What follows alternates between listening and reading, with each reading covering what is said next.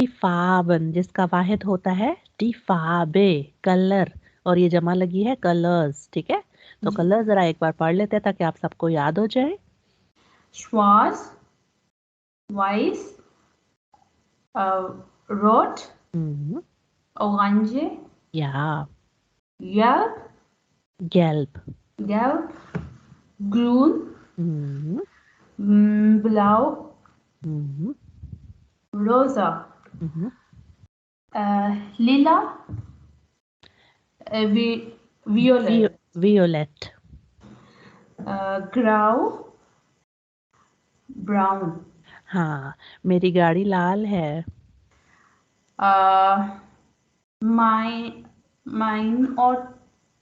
mine ही होगा ना ma'am? हाँ mein Auto, das Auto, mein Auto। जी, mein Auto ist rot। हाँ मेरी किताब नीली है, das Buch। mein Buch ist blau। मेरी जैकेट काली है, meine Jacke।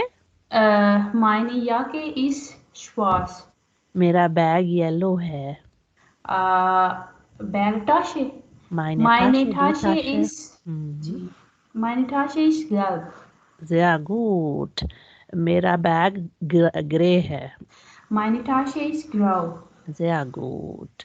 और क्या चीज हो सकती है, घर में बड़ी चीजें हैं। वॉशिंग मशीन है, मेरी वॉशिंग मशीन सफेद है, meine Waschmaschine ist weiß। हाँ मेरा लैंप हरा है। meine Lampe ist grün।